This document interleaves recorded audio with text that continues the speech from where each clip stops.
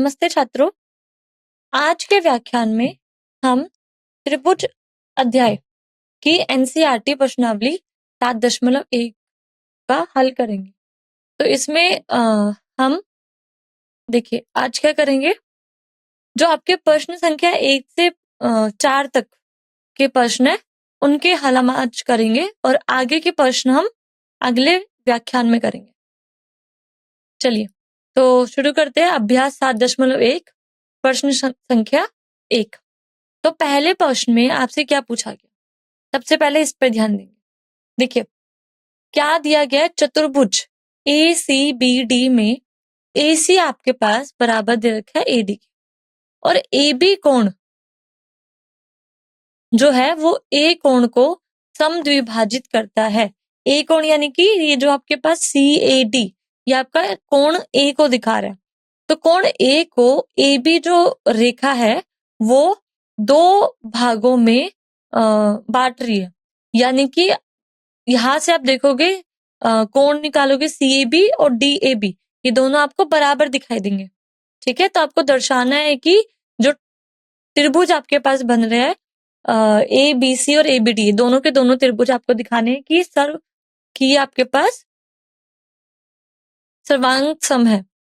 तो सर्वांग सम दिखाने के लिए देखेंगे हम क्या करेंगे इसमें। उसके साथ साथ आप बीसी और बीडी के बारे में क्या कह सकते हो ये भी आपको बताना है।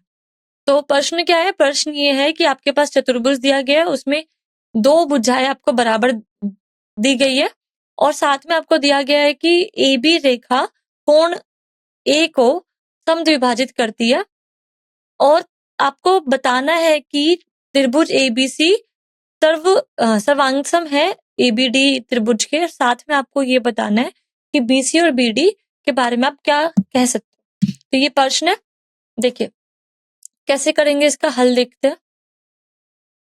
तो हमें त्रिभुज ए सी बी डी दिया गया जिसमें कुछ निम्नलिखित जानकारियां हमें दी गई है। क्या क्या जानकारी दी गई है कि ए सी बी डी जो त्रिभुज है, इस चतुर्भुज है, चतुर्भुज में हमें क्या दे रखा है, ए सी जो भुजा है वो एडी भुजा के बराबर है। ठीक है, साथ में हमें क्या दे रखा है कि ए बी जो भुजा है आपके पास, ए बी जो रेखा है वो कोण ए को क्या कर रही है, समद्विभाजित करती है, यानी कि यहां से आपके पास कोण सी ए बी और डी ए बी बराबर आएंगे। हमें ये दिखाना है कि त्रिभुज ए बी सी और त्रिभुज ए बी डी आपको दिखाने हैं कि ये सर्वांग सम है, और बीसी और बीडी पर टिप्पणी करनी है कि बीसी और बीडी के बारे में आप क्या कह सकते हो। तो सबसे पहले त्रिभुज एबीसी और एबीडी पर विचार करते हैं। तो देखिए दोनों त्रिभुज को आप देखोगे, दोनों त्रिभुज में हमें जो जानकारी दी गई है वो ये दी गई है कि इन त्रिभुज में जो भुजाएं हैं एसी और एडी, ये दोनों आपके पास बराबर दे रखी है। एबीसी त्रिभुज की एसी भुजा, एबीडी त्रिभुज की एडी भुजा, ये दोनों बराबर हमें दी गई है। अब क्योंकि एबी जो है आपके पास वो कोण ए को समद्विभाजित करता है, तो इसका मतलब क्या है कि ए बी आपका कोण ए को दो बराबर कोणों में विभाजित कर रहा है। इसका मतलब आप बोल सकते हो कि कोण सी ए बी और डी ए बी आपको बराबर दिखाई देंगे। आगे करते हैं। साथ में जो ए बी भुजा है वो दोनों ही त्रिभुज एबीसी और त्रिभुज एबीडी दोनों ही त्रिभुज में आपके पास उभयनिष्ठ भुजा है। ठीक है, तो यहाँ से ए बी भुजा दोनों में उभयनिष्ठ है। तो अब आपके पास तीन जानकारियां है त्रिभुज एबीसी और एबीडी के बारे में। पहला, एबी जो भुजा है वो दोनों ही त्रिभुज में उभयनिष्ठ है। दूसरा, आपके पास जो कोण है सीएबी और डीएबी ये बराबर है। तीसरी जानकारी हमें दी गई है कि एसी भुजा और एडी भुजा बराबर है।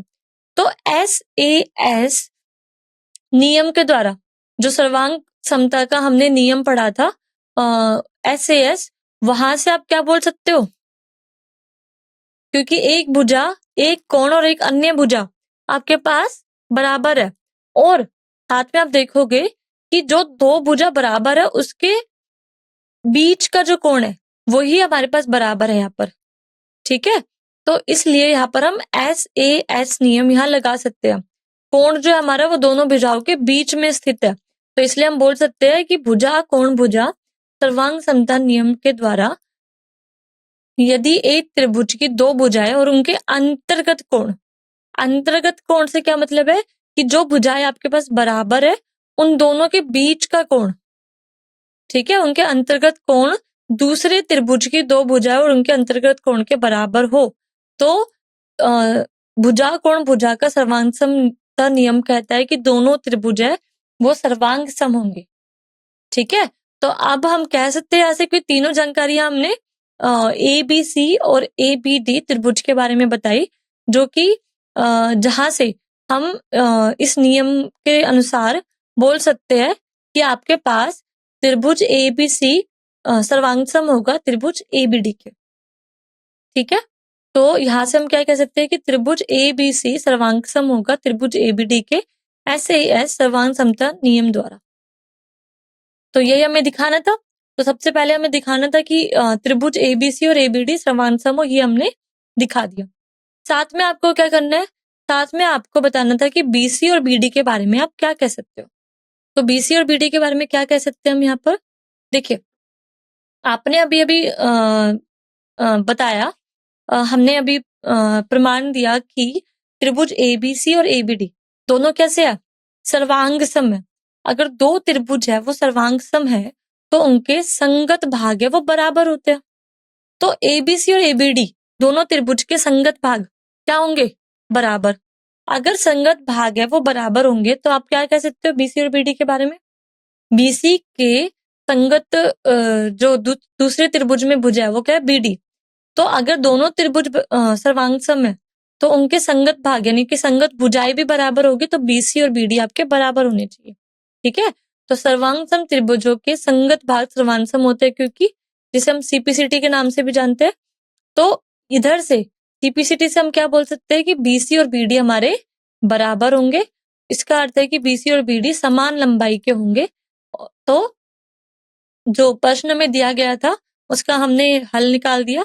सबसे पहले हमने दिखाया कि आपके पास त्रिभुज एबीसी त्रिभुज एबीडी के सर्वांग सम होंगे, और दूसरा हमने दिखाया कि बीसी और बीडी ये दोनों के दोनों भुजाएं हमारी बराबर होंगी। अब अगला प्रश्न देखते हैं, प्रश्न संख्या 2। इसमें देखिए एबीसीडी चतुर्भुज हमें दिया गया, जैसे कि आप चित्र में भी देख सकते हो। एडी हमारा बीसी के बराबर दिया गया, कोण है आपका डीएबी वो बराबर दिया गया है सीबीए कोण के। आपको ये सिद्ध करना है सबसे पहले कि त्रिभुज एबीडी और त्रिभुज बीएसी इन दोनों को आपको सर्वांग सम दिखाना है। उसके बाद आपको दिखाना है कि कोण है आपका एबीडी और बीएसी ये दोनों बराबर होंगे, और साथ ही आपको ये दिखाना है कि बीडी भुजा और एसी ये दोनों आपके बराबर होंगे। देखिए कैसे करेंगे। सबसे पहले जो जानकारी आपको दी गई है उनको हम लिखेंगे।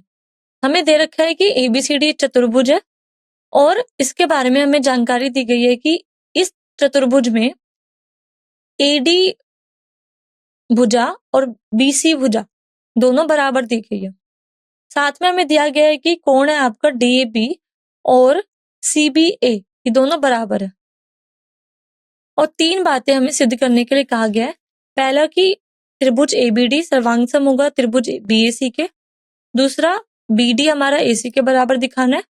फिर हमें ये दिखाना है कि कोण है एबीडी ये बराबर होगा बीएसी कोण के। देखिए कैसे करेंगे, सॉल्व करते हैं। सबसे पहले जो भाग है आपका पहला क्या भाग, उसमें आपके पास 2 त्रिभुज है जिनके बारे में हमें विचार करना है, और उन्हें हमें दिखाना है कि दोनों त्रिभुज सर्वांग सम है। तो ये सिद्ध करने के लिए दोनों त्रिभुज को देखिए, और उसमें आप पाओगे कि एबीडी त्रिभुज की एडी भुजा और बीएसी त्रिभुज में बीसी भुजा ये दोनों में बराबर हमें दी गई है। फिर साथ में इन दोनों ही त्रिभुज में आप देखोगे कि एबीडी त्रिभुज में डी ए बी ये कोण और BAC त्रिभुज में CBA कोण ये हमें बराबर दिए गए हैं। ठीक है, उसके अलावा आप देखोगे कि ABD त्रिभुज और BAC त्रिभुज, इसमें AB भुजा है वो दोनों त्रिभुजों में उभयनिष्ठ है। यह वही खंड है जिसे अलग अलग त्रिभुजों से देखा गया। तो आपके पास AB भुजा और उभयनिष्ठ दोनों में, तो AB बराबर AB। तो यहाँ से आपको क्या मिल रहा है कि जो दो त्रिभुज है आपके पास ABD और BAC, इन दोनों त्रिभुज की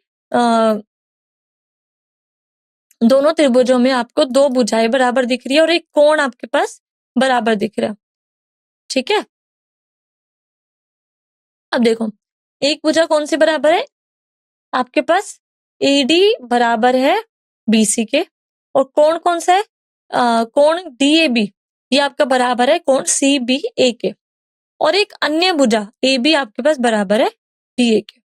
तो कोण दोनों भुजाओं के मध्य में स्थित है, ये ऐसा होना चाहिए। अगर आप SAS सर्वांग समता का नियम लगाते हो तो आपके पास क्या होगा, जो कोण आपको मिलेगा वो दोनों भुजाओं के बीच में मिलेगा, तभी आप इस नियम को लगा सकते हो। अगर आपका कोण दोनों भुजाओं के बीच में नहीं है तो ये नियम वहां पर आप नहीं लगा सकते हो। ठीक है, तो यहाँ पर आपको देखना होगा कि आप AD भुजा और AB भुजा लेके चल रहे हो, तो त्रिभुज ABD में AD और AB इन दोनों के बीच का कोण है DAB, और कौन सी दूसरे त्रिभुज में BC भुजा और AB भुजा, तो BC भुजा और AB भुजा इन दोनों के बीच का ही कोण है आपके पास, ये कौन सा ABC कोण। तो आपके पास एक कोण बराबर है और भुजा बराबर है, तो दो और जो कोण है आपका वो दोनों भुजाओं के बीच में स्थित है। तो यहाँ से आप भुजा कोण भुजा सर्वांग समता नियम द्वारा बोल सकते हो कि जब भी एक त्रिभुज की दो भुजाएं और उनके अंतर्गत कोण दूसरे त्रिभुज की दो भुजाएं और उनके अंतर्गत कोण के बराबर हो तो दोनों त्रिभुज हमारे सर्वांग सम होते हैं। तो ऐसे ही हमें दिखाई दे रहा है त्रिभुज ABD और ABC में, तो हम बोल सकते हैं कि त्रिभुज ABD और त्रिभुज BAC ये सर्वांग सम होंगे, किससे, SAS सर्वांग समता नियम द्वारा। अब यहाँ पर जो आपको चीज ध्यान में रखनी है वो ये कि ये जो हमने क्रम रखा है सर्वांग सम लिखते टाइम, जो हमने क्रम लिखा है A फिर उसके बाद B फिर उसके बाद D लिखा है, ऐसे यहाँ B फिर A फिर C लिखा है, तो ये क्रम बहुत आपके पास मायने रखता है। ये क्रम ही बताएगा कि कौन सी संगत भाग है वो आपके बराबर होंगे। ठीक है, जैसे आपको पता है कि AD भुजा BC भुजा के बराबर है, तो AD भुजा के संगत आपको यहाँ पर भी BC भुजा दिखनी चाहिए। क्रम वही होना चाहिए जो AD का है, वही क्रम आपको दूसरे जगह पे दूसरे त्रिभुज में BC का दिखना चाहिए। ठीक है, यानी कि शीर्ष जो है आपके पास दोनों त्रिभुज के वो आपको सही क्रम में रखना है, जो संगत शीर्ष है उनको आपको उनके अनुसार आपको इसको लिखना है। ठीक है, इस तरह से आप देख सकते हो, क्योंकि कोण आपका DAB बराबर है CBA कोण के, तो यहाँ पर D का है इधर A और फिर B लिखा, तो यही क्रम आपको इधर दिखना चाहिए CBA। समझ आया सबको ये? चलिए, तो ये हमने दिखा दी कि दोनों कोण हमारे सर्वांग सम है। तो हमारे पास जो हमें प्रश्न 2 में भाग 1 था, तो इसका हमने प्रमाण दे दिया, दोनों त्रिभुज को हमने सर्वांग सम दिखा दिया। अब अगले भाग पे जाएंगे। अगला आपके पास आपको दिखाना है BD और AC को बराबर। BD और AC को बराबर कैसे दिखाएंगे? हमने भाग 1 में पहले ही सिद्ध कर दिया है कि आपके पास त्रिभुज ABD और BAC ये कैसे सर्वांग सम है। अगर दो त्रिभुज सर्वांग सम होते हैं तो उनके संगत भाग क्या होंगे? बराबर होने चाहिए। संगत भाग अगर बराबर होंगे, क्योंकि CPCT से आप बोलते हो कि सर्वांग सम त्रिभुजों के संगत भाग सर्वांग सम होते हैं, बराबर होते हैं, तो इसलिए जो दो त्रिभुज आपके ABD और BAC सर्वांग सम है तो उनके संगत भाग कैसे होंगे? बराबर। अब BD जो आपका त्रिभुज है ABD, इसमें BD भुजा के सर्वांग सम BD भुजा के संगत जो भुजा है त्रिभुज BAC में वो कौन सी है? AC। तो यहाँ से आप बोल सकते हो कि BD और AC बराबर होंगे। तो बीडी त्रिभुज एबीडी में और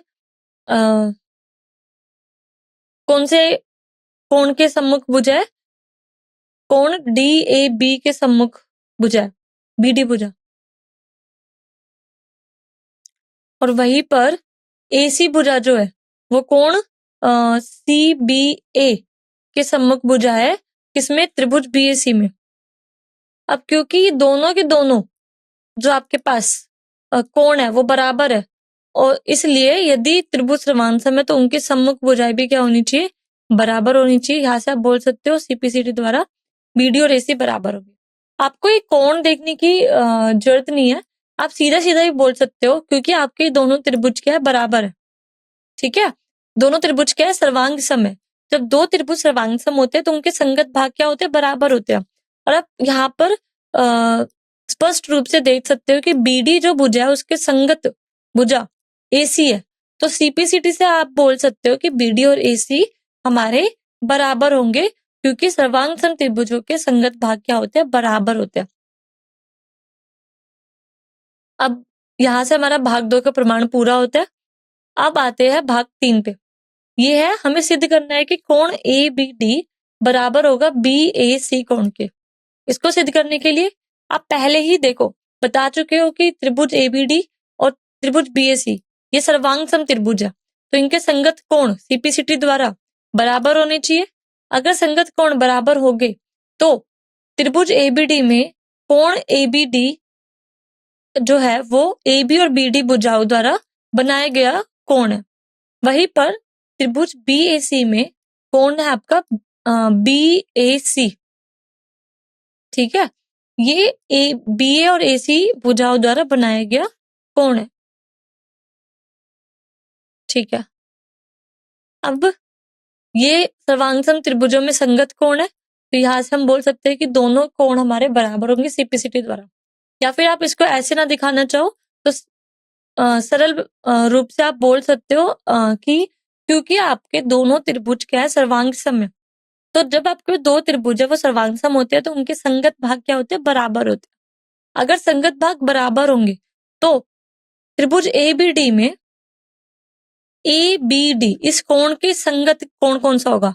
BAC कोण। तो ये दोनों कोण आपके बराबर मिलेंगे, क्योंकि सर्वांगसम त्रिभुज की संगत भुजाएं बराबर होती है। यानी कि CPCD द्वारा आप बोल सकते हो सीधे सीधे कि क्योंकि आपके दोनों त्रिभुज है वो सर्वांगसम है, तो संगत कोण कौन कौन से? कोण ABD और कोण BAC ये दोनों आपके बराबर होंगे। तो आपका तीसरा भाग का भी प्रमाण यहाँ पूरा होता है। अब चलते हैं प्रश्न संख्या 3 पर। देखिए इसमें क्या करना है। प्रश्न है AD और BC। AD और BC आपको चित्र में दिख रहे होंगे। एक रेखाखंड AB पर बराबर लंब है, यानी कि AD और BC ये दोनों भुजाएं लंबाई में बराबर है, और लंब है यानी कि ये AB जो रेखाखंड है उस पर ये क्या है? लंबवत है, यानी कि BC और AD दोनों AB पर क्या है? लंब है। तो आपको दिखाना है कि CD जो है वो AB को समद्विभाजित करती है, यानी कि रेखाखंड जो CD आपको दिख रहा है वो AB को दो बराबर भाग में विभाजित करेगी, ये आपको बताना है। तो अगर CD रेखाखंड AB को तो बराबर भाग में विभाजित करेगी, तो जिस बिंदु पर AB रेखाखंड और CD रेखाखंड जिस पे प्रतिच्छेद कर रहे हैं वो बिंदु से आप जब क्या करोगे, अगर CD रेखा AB को समद्विभाजित करेगी तो अगर O हमारा प्रतिच्छेदित बिंदु है तो OB को हमें बराबर दिखाना होगा OA के। देखिए कैसे करेंगे। तो क्या क्या जानकारी दी गई, सबसे पहले ये लिखेंगे। हमें दे रखा है कि AD और BC दोनों रेखाखंड AB पर लंबवत है, यानी कि जो हमारे पास कोण होगा कितना? DAO कोण, ये 90 डिग्री के बराबर होगा। इसी तरह से CBO कोण ये भी 90 डिग्री के बराबर होगा। अब AD और BC हमें बराबर दिए गए हैं क्योंकि ये बराबर लंब है, तो बराबर है दोनों भुजाएं, तो हमने इनको बराबर रखा है यहाँ पर। अब हमें ये दिखाना है कि जो CD है वो ए बी को समद्विभाजित करती है। यानी कि हमें क्या दिखाना है कि ओ, यहाँ पर आप देख सकते हो चित्र में, ये प्रतिच्छेदित बिंदु है ए बी और सी डी का। तो अगर सी डी रेखा खंड ए बी को समद्विभाजित करेगी तो ओ ए बराबर होगा ओ बी के, यानी कि हमें ये सिद्ध करना है कि ए ओ बराबर बी ओ। तो यहाँ पर त्रिभुज एओडी और बीओसी पर हम विचार करेंगे तो आपको क्या मिलेगा कि कोण DAO ये आपका बराबर है कोण CBO के। दोनों कितने हैं? दोनों आपके पास ये 90 डिग्री के बराबर है। ठीक है, तो दोनों कोण बराबर है आपके पास, क्योंकि हमें क्या दिया गया था कि AD और BC दोनों ही रेखाखंड AB पर लंब है। अगर लंब है तो आपके पास जो कोण मिलेंगे DAO और CBO दोनों 90 डिग्री के बराबर दिखाई देंगे। उसके अलावा कोण आपके पास AOD और कोण BOC ये दोनों बराबर होंगे। अब ये दोनों क्यों बराबर होंगे? क्योंकि शीर्षाभिमुख कोण है। शीर्षाभिमुख कोण हमेशा क्या होते हैं? बराबर होते हैं। जो अभी शीर्षाभिमुख कोण कैसे बने हैं? AB और CD के प्रतिच्छेदन से हमारे पास ये कोण बने हैं। तो शीर्षाभिमुख कोण हमेशा बराबर होते हैं, इसलिए यहाँ से कोण AOD और कोण BOC ये दोनों बराबर होंगे। उसके बाद AD और BC ये दोनों भुजाएं आपकी क्या है? बराबर है, ये दी गई है। ठीक है, प्रश्न में हमें दिया गया था कि AD और BC भुजाएं बराबर है। अब ये हमने निकाल दिया। हमारे पास 3 जानकारियां आ गई है त्रिभुज AOD और BOC के बारे में। अब ये जो 3 जानकारियां आपको मिली है, यहाँ से आप क्या दोनों त्रिभुज के सर्वांग समता के बारे में कुछ बता सकते हो? देखिए, आपके पास दोनों त्रिभुज में 2 कोण बराबर दिख रहे हैं और एक भुजा बराबर दिख रही है। अब जब भी आपके पास 2 त्रिभुज है, 2 त्रिभुजों में अगर आपके पास 2 कोण बराबर दिख गया और एक कोई भी भुजा हो, जरूरी नहीं है कि वो अंतर्गत भुजा हो, वो कोई भी भुजा हो सकती है आपके पास, जो आपके पास दोनों त्रिभुज में आपको दिख रहा है कि 2 भुजाएं आपको दिख रही है जो बराबर है। ठीक है, तो आपके पास जो दोनों त्रिभुज आएंगे वो हमेशा सर्वांग सम त्रिभुज होंगे। तो यहाँ से हम निर्धारित अगर करें कि यहाँ कौन सा सर्वांग समता का नियम लागू होता है, तो हमारे पास 2 कोण है और एक भुजा है। तो आप बोल सकते हो भुजा कौन सी? AD या फिर BC। उन 2 कोणों के बीच सम्मिलित नहीं है जिनकी हमें पहचान की है। अब देखिए कोण कौन कौन से बराबर आए हमारे? AOD कोण बराबर है BOC के। ठीक है, कोण AOD के लिए DAO और AOD और BOC। ठीक है, जो त्रिभुज है हमारा AOD, त्रिभुज है AOD, उसमें हमने कौन कौन से कोण लिए थे? कोण लिया था हमने DAO और एक दूसरा कोण लिया था AOD। इसको हमने बराबर दिखाया था त्रिभुज BOC में किन कोणों के? कोण CBO और BOC। ठीक है, अब आप देखोगे कि त्रिभुज AOD में जो हमने कोण बराबर दिखाए थे वो थे DAO और AOD। ठीक है, DAO और AOD, जबकि हमने भुजा कौन सी ली? AD। ठीक है, ये तो हमारे पास दोनों कोणों के बीच में नहीं है, ये तो अलग से कोई भुजा है। ठीक है, इसी तरीके से आप जब त्रिभुज देखोगे BOC, इसमें हमने कौन से कोण लिए थे? CBO और BOC। अब इन दोनों के बीच की जो भुजा है वो तो OB है, जबकि हमने बराबर कौन सी दिखाई थी? BC। ठीक है, तो दोनों ही भुजाएं दोनों कोणों के बीच में सम्मिलित नहीं है। लेकिन जब आप 2 कोण लेते हो और एक भुजा लेते हो तो वहां पर ये आप नहीं देखते हो कि वो भुजा उन दोनों कोणों के बीच में है या नहीं। हर एक स्थिति में जब भी आपके पास 2 त्रिभुज के 2 कोणों को आपने बराबर दिखाया, एक भुजा को बराबर दिखाया, तो हमेशा त्रिभुज कैसे होते हैं? सर्वांग सम होते हैं। लेकिन वहीं पर अगर आप 2 त्रिभुज आपने लिए, उनकी 2 भुजाओं को आपने बराबर दिखाया और एक कोण को, तब वहां पर जो कोण है वो दोनों जो आपने भुजा ली थी जिनको आपने बराबर दिखाया है दूसरे त्रिभुज की संगत भुजाओं से, तो वो कोण आपका क्या होना चाहिए? बीच में होना चाहिए, उसमें ये जरूरी है। तो यहाँ पर कौन कौन भुजा सर्वांग समता नियम को ये इंगित कर रहा है? तो AAS सर्वांग समता नियम के द्वारा क्या होता है, यदि एक त्रिभुज के दो कोण या फिर कोई भी भुजा, ठीक है, दूसरे त्रिभुज के संगत दो कोण हो और कोई भी भुजा है हमारे पास उसके बराबर है, तो आपके पास दोनों त्रिभुज कैसे होते हैं, सर्वांग सम होते हैं। तो यहाँ से हम कह सकते हैं कि त्रिभुज AOD सर्वांग सम होगा त्रिभुज BOC के किस नियम के द्वारा, AAS सर्वांग समता नियम के द्वारा।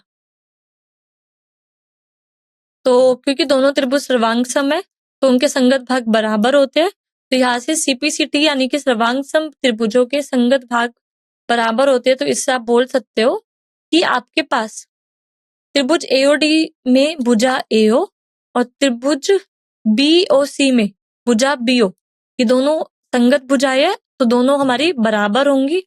दोनों भुजाएं अगर आपके बराबर है CPCT से, तो आप क्या कह सकते हो कि जो हमारा बिंदु O है वो AB रेखाखंड को क्या कर रहा है, विभाजित कर रहा है, दो समान भागों में बांट रहा है।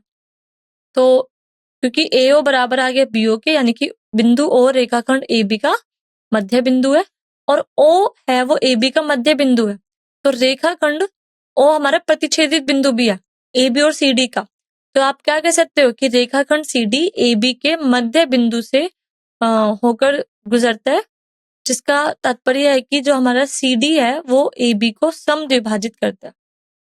ठीक है, यहाँ से आपने क्या दिखाया, हमारा O है वो प्रतिच्छेदित बिंदु था CD और AB का, फिर हमने दिखा दिया कि O है वो AB का मध्य बिंदु है, यानी कि जो CD रेखाखंड है वो AB को दो बराबर भागों में विभाजित कर रही है, CD AB को समद्विभाजित कर रही है, ऐसा हम यहाँ से बोल सकते हैं।